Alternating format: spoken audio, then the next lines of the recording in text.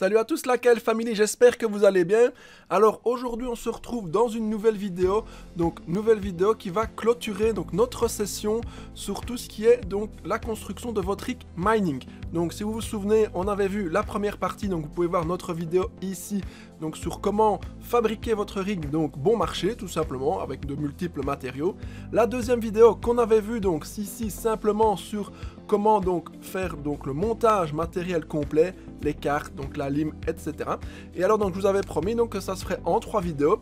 Ici voilà la troisième vidéo qui va vous montrer comment utiliser HiveOS. HiveOS, qu'est-ce que c'est? C'est le soft, la distri ici Linux basée sur Linux, qui va vous expliquer, qui va vous permettre de pouvoir lancer tout votre matériel pour miner, tout simplement. Je vais vous montrer ici comment on va faire l'installation, la création de l'image pour le faire fonctionner tout simplement. Ensuite, vous branchez votre disque ou clé USB dans le rig que vous avez monté et tout simplement vous allumez et c'est parti. Il n'y a plus rien à faire, c'est magique. Donc ça, c'est très bien fait. Franchement, c'est vraiment au top. C'est super simple, c'est super stable aussi, il n'y a rien à faire, il y a des updates aussi, ça se fait en un clic.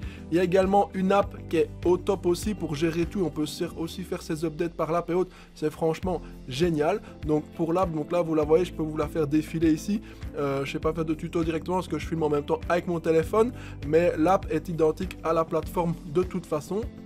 Et alors ça vous permet de gérer tout directement, de créer aussi vos flysheets, etc. C'est vraiment très bien. Donc ici on va attaquer avec l'installation, la création de l'image. Donc on a besoin évidemment d'un PC. Donc on passe au tuto directement. Donc n'oubliez pas également de vous abonner sur notre chaîne, tout simplement. Donc vous la voyez ici dans l'enregistrement de l'écran. N'hésitez pas, on a plusieurs vidéos. Ici c'était pour suivre un petit peu l'actualité. Donc c'est pas les vidéos qu'on fait le plus souvent. Nous on est plus en tout ce qui est gaming, montage matériel, dépannage. Donc voilà, vous pourrez les retrouver. N'hésitez pas également à vous abonner, ça fait plaisir. On va bientôt atteindre les 5000 abonnés. Comme je vous ai dit, on fera un petit concours à 5 et à 10 000 on fera gagner un PC. Donc n'oubliez pas, ramenez vos potes. 10 000 abonnés, on fait gagner un setup gamer. Donc voilà, tout simplement. Alors ici, une fois que l'abonnement c'est fait, on passe. La première chose, on va venir le logiciel HiveOS, tout simplement. Donc qu'est-ce qui va se passer? Là, on va pas, je vais pas vous faire l'installation, le tuto sur l'inscription. C'est une inscription sur comme tout site internet, tout simplement. Donc vous cliquez sur Start for Free et automatiquement vous allez vous inscrire sur le site hiveos.farm ici, d'accord? Une fois que vous êtes inscrit, vous allez arriver sur cette interface. Alors cette interface, qu'est-ce qu'elle va nous donner? Ici on va avoir une ferme. Donc une ferme c'est quoi? C'est un emplacement, c'est un assemblement de plusieurs rigs, de plusieurs workers. Donc le worker c'est vraiment ce qui va miner, vous permettre d'entrer dans le minage et de rentrer sur la blockchain et de pouvoir commencer à rentrer des bénéfices ou pas, mais au moins ça démarre tout simplement. Donc ici qu'est-ce qu'on voit? Vous ne verrez rien de tout ça évidemment, puisque moi j'ai déjà une ferme ici, et on a 2 workers en ligne. Donc attention, HiveOS, comment ça fonctionne? Vous pouvez créer 4 workers gratuits. Donc ça veut dire que gratuitement on peut avoir 4 workers. Un worker c'est quoi? Donc vous avez votre carte mère, vous avez votre GPU, vous allez créer votre image avec le SSD qu'on va faire, etc. Voilà, vous allez lancer votre rig, un GPU, une carte, etc. Vous allez avoir un worker, ok? Donc vous avez droit à 4 workers gratuits. À partir du 5e worker, si vous mettez un 5e worker, à ce moment-là c'est payant, mais les 5 sont payants. Et alors vous allez le voir, quand on va créer la ferme ici, il va vous proposer soit de payer 3 $ par mois ou de prendre 3% de vos recettes de mining pour payer vos 5 workers. Vous pouvez avoir autant de fermes que vous voulez.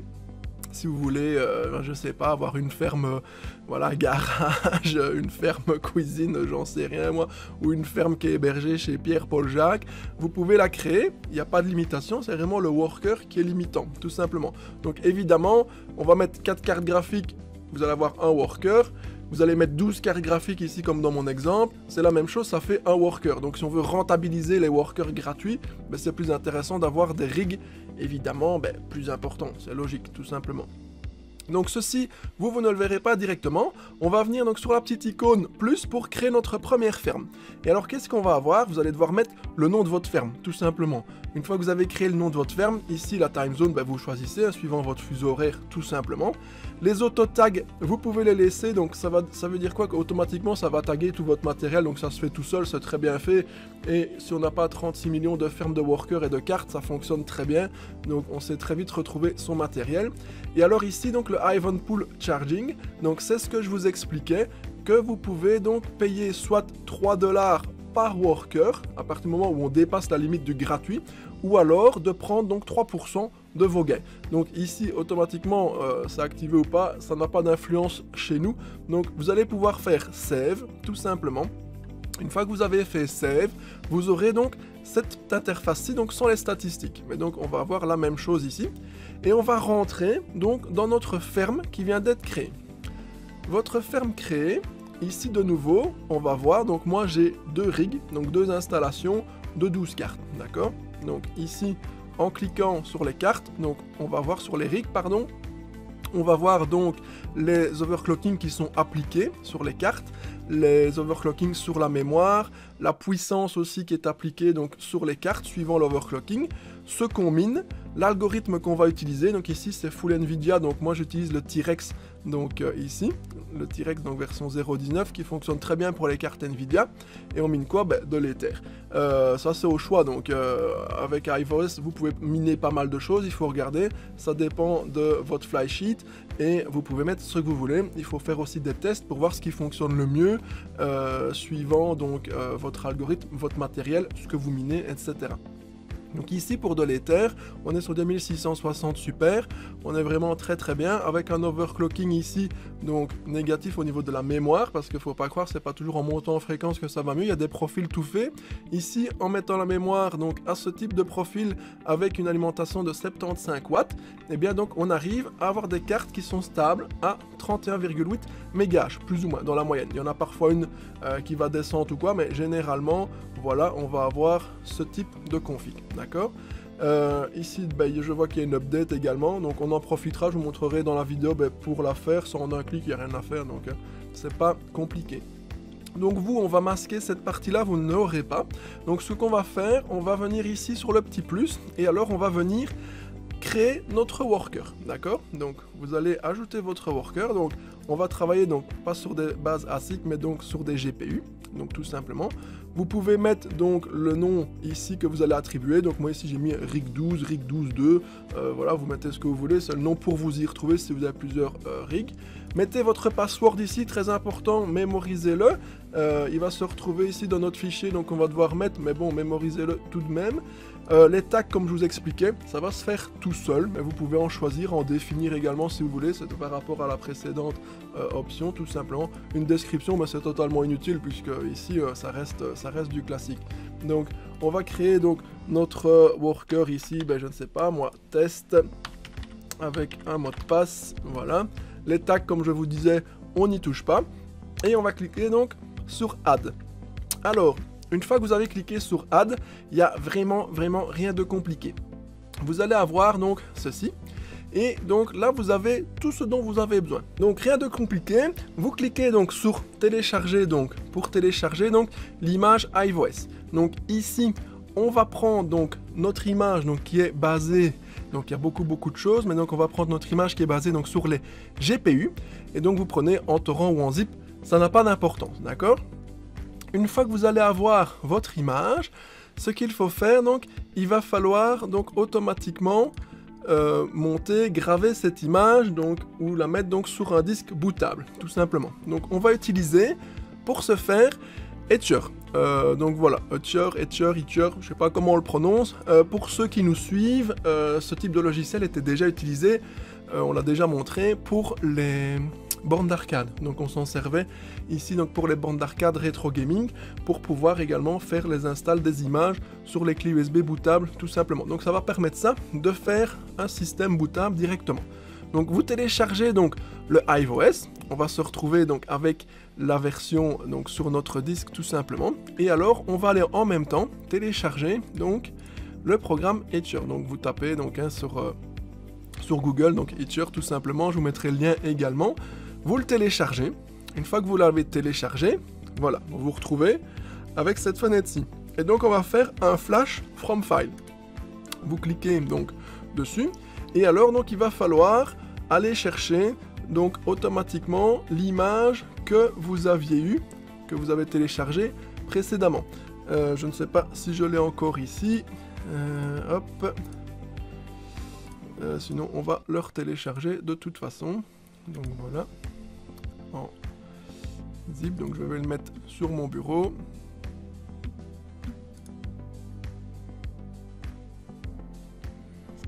On va brancher notre petit disque ici, donc je mets un petit disque SSD, tout simplement.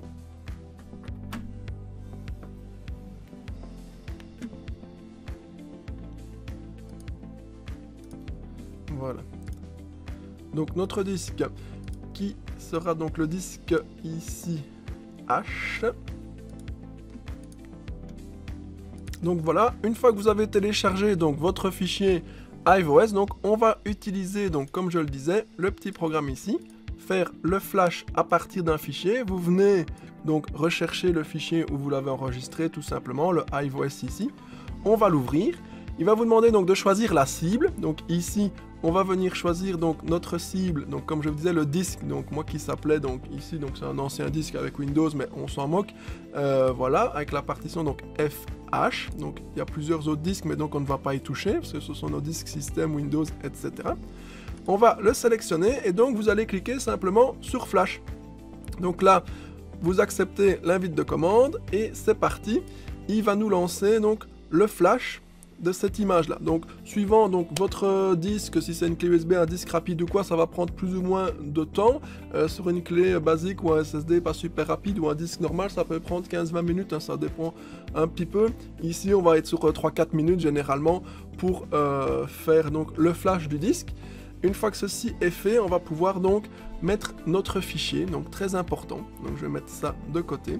Et alors ici, donc vous allez voir, donc on n'a toujours pas bougé l'écran, vous ne le fermez pas tant qu'on n'a pas terminé. On va avoir donc notre rig password qui est remis ici, donc mémorisez-le ou mettez-le de côté. Et alors on va avoir donc download rig.conf, le fichier de configuration pour pouvoir démarrer nos workers, etc. Donc ça, on va le télécharger. Vous l'enregistrez ici également dans un endroit où vous pouvez le retrouver facilement. Et ce fichier rig.conf, il va falloir venir le mettre à la racine de notre disque qu'on vient de créer. Donc c'est le fichier de configuration de vos workers. Donc il va falloir donc venir le mettre à la racine tout simplement. Et alors modifier un petit quelque chose aussi. Donc ici on va le faire directement. Donc vous voyez, ça prend vraiment pas de temps de faire le flash. Donc là on est déjà à 75%. J'ai pas fait d'avance rapide, rien du tout. Donc on va déjà aller chercher notre fichier. Donc le rig.conf ici.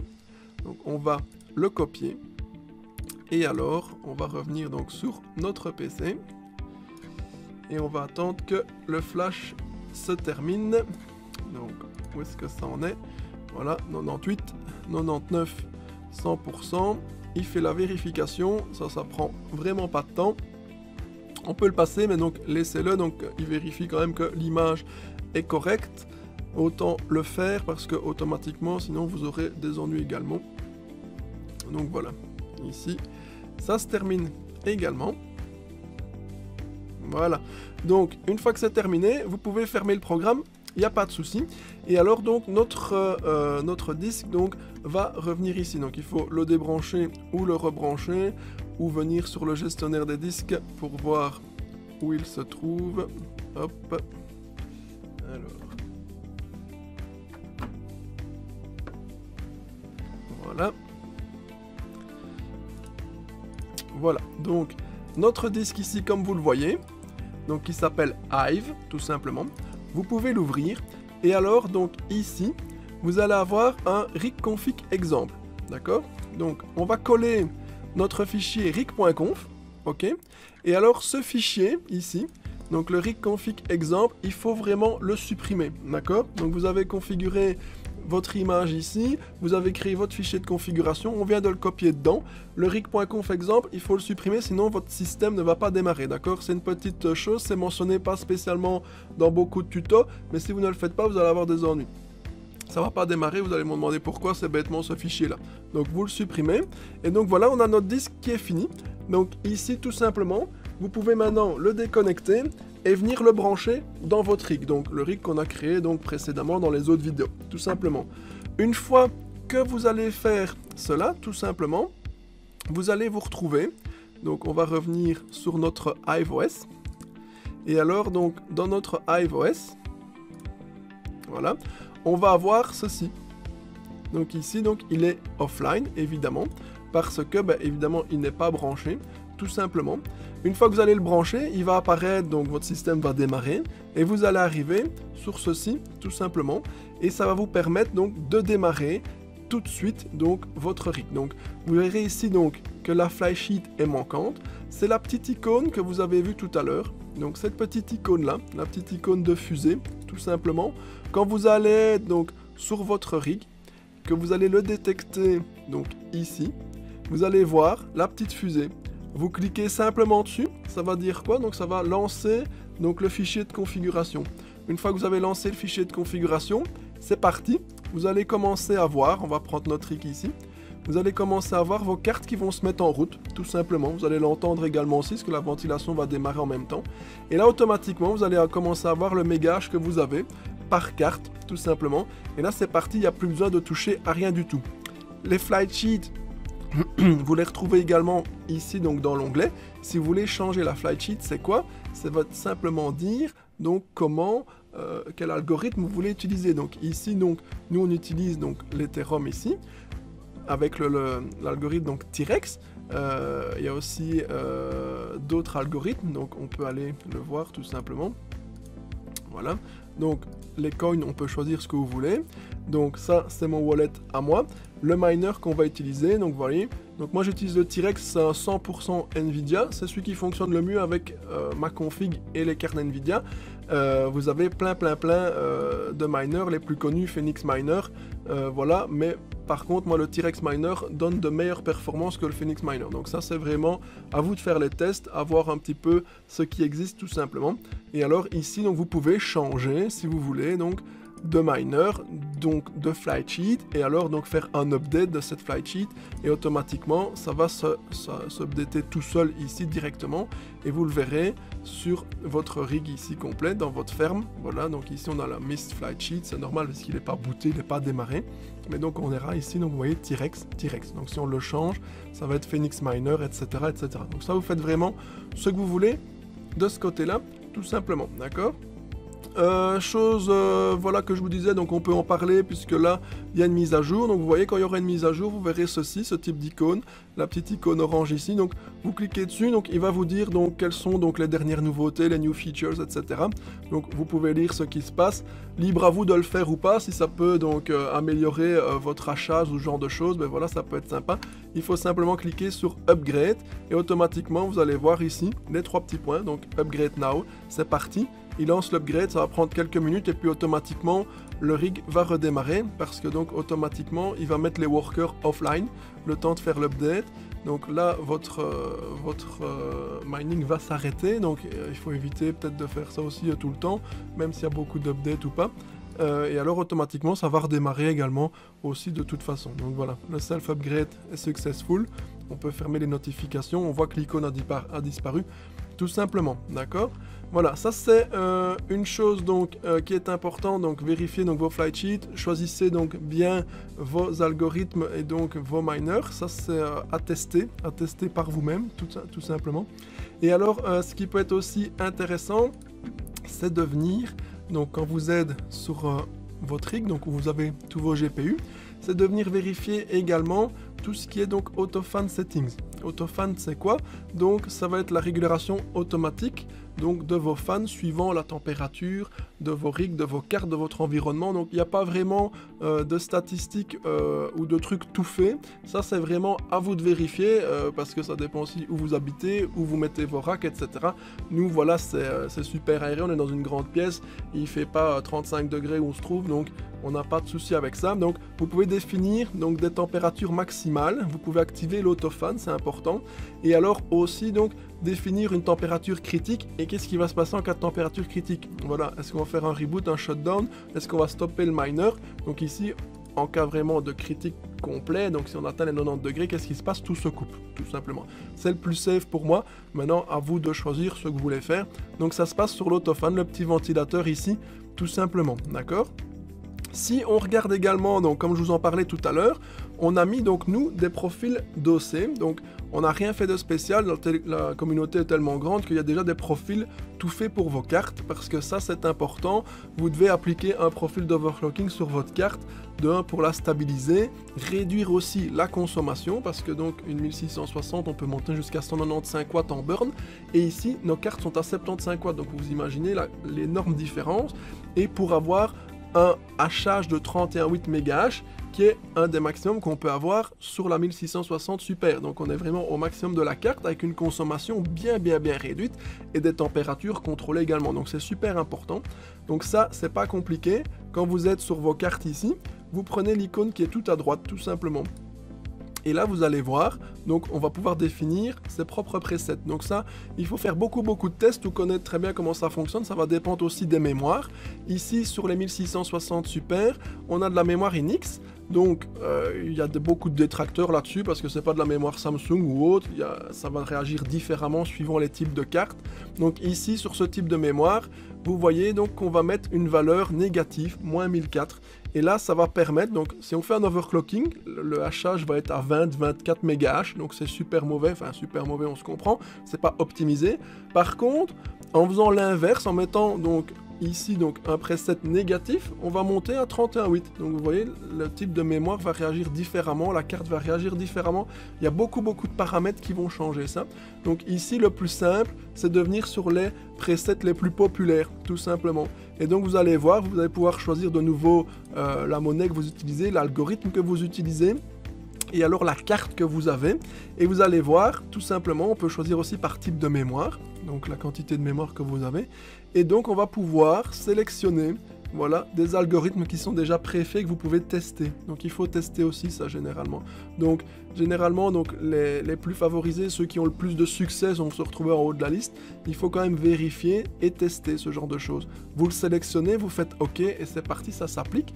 Et vous pouvez l'appliquer à toutes vos cartes une fois que vous en avez trouvé un qui fonctionne très bien, tout simplement. Donc il faut trouver le juste milieu entre la consommation et le rendement, évidemment, et la capacité de la carte. Donc ici, voilà, on est vraiment très bien. La carte est très bien utilisée, on n'a pas de problème, on n'a pas non plus un surplus de ventilation, et on a un hash rate tout à fait correct de ce côté-là. Voilà, tout simplement. Donc quand vous aurez fait tout ça, donc vous verrez donc toutes vos statistiques vont s'afficher, il n'y aura pas de problème, et puis il n'y a plus qu'à laisser tourner. Voilà. Donc ceci clôture notre tuto sur le mining. Donc c'est pas quelque chose ici qu'on va faire nous régulièrement, parce que c'est pas du tout, c'était vraiment pour parler un petit peu de l'actualité, voir ce qui était possible de faire, et puis s'amuser aussi à faire un petit projet perso. Donc voilà. Est-ce que ça ramène de l'argent? Oui, ça ramène de l'argent. Est-ce que ça va en ramener longtemps? Personne ne sait le dire, donc parce que là on va avoir le IP 1559 qui va arriver, qui a été validé par les développeurs donc pour l'Ether courant juillet. C'est vraiment pour contrer le mining. Qu'est-ce que ça va changer pour les mining? Il faudra voir quel est l'impact réel au mois de juillet sur ça. Il parle également de l'Ether 2.0, ETH 2.0 qui va sortir également l'année prochaine. Ça va également impacter tout ça. Donc n'investissez vraiment que de l'argent et du matériel que vous pouvez vous permettre, c'est important. Comme jouer en bourse, etc. Donc n'allez pas mettre toutes vos économies, il faut vous dire que vous pouvez tout perdre à tout moment, donc il faut garder ça à l'esprit, ne pas foncer tête baissée, et faire vraiment des investissements que vous pouvez assumer et que vous êtes prêt à perdre, que ce soit donc en réel et aussi psychologiquement, tout simplement. Ne mettez pas non plus tous vos œufs dans le même panier, toutes vos billes dans le même sac, comme on dit. Ici, on mine de l'Ethereum. Moi, j'ai aussi un portefeuille sur du Raven, parce qu'on va voir comment ça va se passer avec l'Ether, mais on mine aussi, on a aussi un autre rig avec du Raven, par exemple, tout simplement. et d'autres cryptos également. Voilà, donc je ne parlerai pas parce que je ne suis pas expert crypto, loin de là. Il y a énormément de chaînes qui traitent de ça, de forums sur Reddit ou quoi, si on veut vraiment se lancer là-dedans, parce qu'on n'est pas du tout des grands traders. Nous, c'était plus pour l'aspect un peu s'amuser à créer un rig, tout simplement, parce qu'on aime bien bricoler, bidouiller, tout simplement. Voilà, voilà. Sur ce, n'hésitez pas, abonnez-vous, n'oubliez pas, c'est sympa, bientôt 5000, à 10 000 on fait gagner un setup, n'oubliez pas. Voilà, voilà, j'espère que ça vous aura plu, que ça vous aura un peu expliqué ce qu'on peut faire, ce qu'il existe, un peu démystifier donc la crypto et donc le mining. Donc voilà, n'hésitez pas, posez des petites questions si vous voulez, on essaie d'y répondre un maximum. Et donc je vous souhaite une bonne journée à tous, portez-vous bien, prenez soin de vous et je vous dis à bientôt, allez salut.